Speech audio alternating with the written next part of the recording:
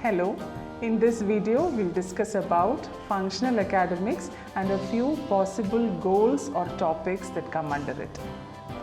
In very simple terms, functional academics is academics made functional. It is designed to teach skills that a person might need to deal with real life situations in home, work, school or the community. If a child is found to be not progressing reasonably in conventional academics, we might suggest functional academics as a next step. And due to this same reason, functional academics mostly carry a negative connotation. For example, if a teacher says, we would like to try functional academics for your child, it does not always mean that your child is not good in conventional academics. He might be really good in math, he might be doing word problems, he might be doing calculations, but still he might need to be introduced to the functional side of these skills that he has learned in the classroom. Hence, they might need to be taught how to transfer this learning that they have done in the classroom to real life situations. Now, we can broadly classify functional academics into functional reading, functional writing or typing, functional arithmetic and ADL topics, activities of daily living topics. We'll start with functional reading. In functional reading, we teach the child functional sight words which are also high frequency words. That is, words that occur more frequently in a printed text. For example, in English we have words like it, and, the, he, she and so on, which occur more frequently than other words like although, moreover and so on. So, teaching the child these high frequency sight words will help the child to read a text more frequently. And one point that should be remembered here is that to make the child learn sight words does not always necessarily mean that the child needs to know the individual letters of the alphabet. For example, in a real life situation, if you are a person who can read, write or speak in Hindi and you are in a different place where Hindi is not followed, due to constant exposure, you might be able to read common signboards or the names of newspapers or the names of restaurants in a totally strange and unfamiliar language. The same concept can be applied for teaching your child with autism also. So the child need not know the individual letters of the alphabet but still can be taught functional sight words. If the child has not progressed much in reading letters or words, he can still be taught common signs like signs of exit, hospital, danger, metro, lift, etc. Some children show an inclination towards learning brand names. We see children who can effortlessly read brand names like names of chocolate companies or names of hair oil or jewelry brands. So these children can be taught to read these brand names so that later the skill can be transferred to making them do a shopping list for essential items.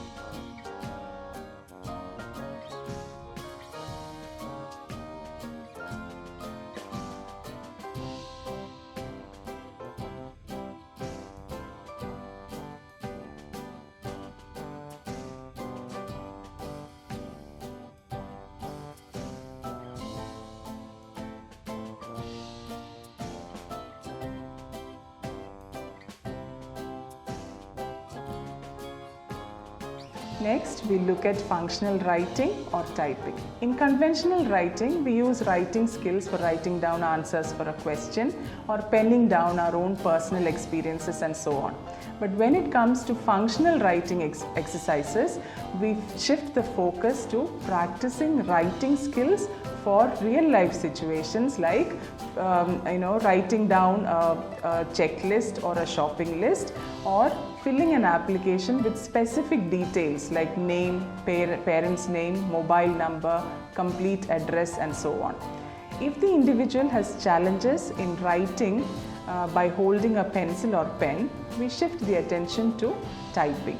Here it can be used, typing can be used as a means of self-expression, or like how we discussed earlier, it can just be for preparing a checklist or a shopping list, or even filling out an application form.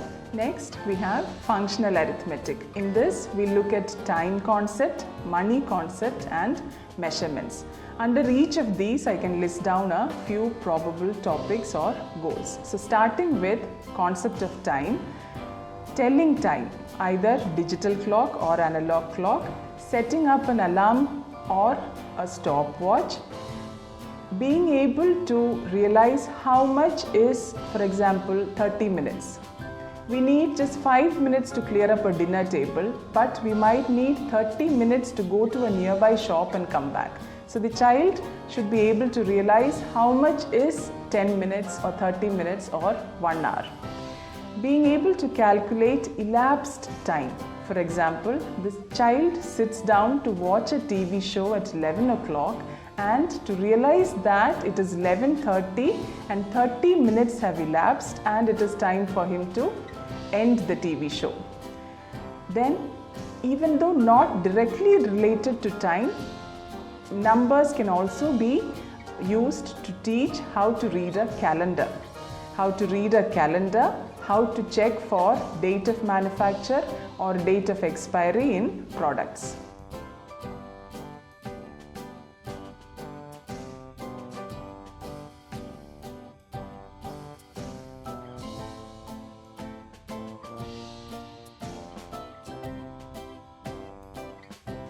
Now coming to the concept of money, a few goals that we can choose from are identifying the notes and coins that are in use, realizing that money is limited and is usually got in return to a job that is done, concepts of earning, spending, saving and sharing, giving money at a billing counter and taking an exact change back.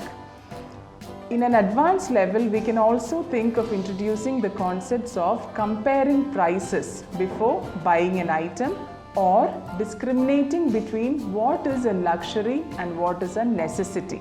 For example, if a child has a limited budget, he should be able to realize that buying 2 kgs of rice is more important than buying a movie ticket.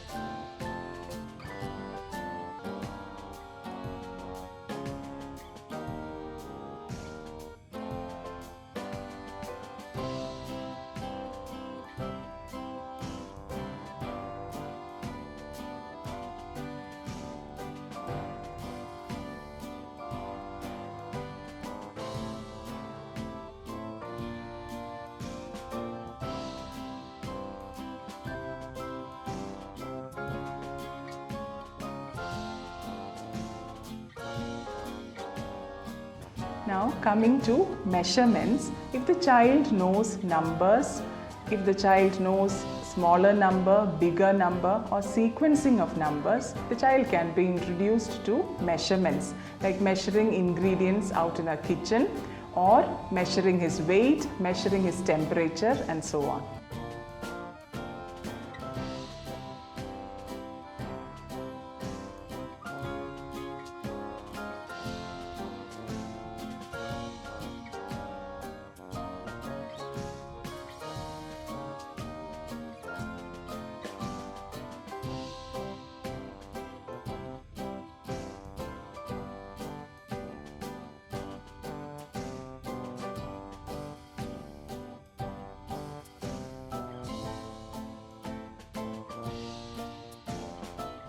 So we have looked at functional reading, functional writing or typing and functional arithmetic. Now we come to functional concepts related to activities of daily living, and I'll list out a few goals or topics. How to do a basic first aid, identifying the contents of a first aid box, identifying the symptoms of a fever or a common cold and reaching out for medical help, using emergency numbers, how to store food items, whether it should be stored in a fridge or a shelf or a freezer, how to look for spoilage in food, and how to maintain a simple bank account.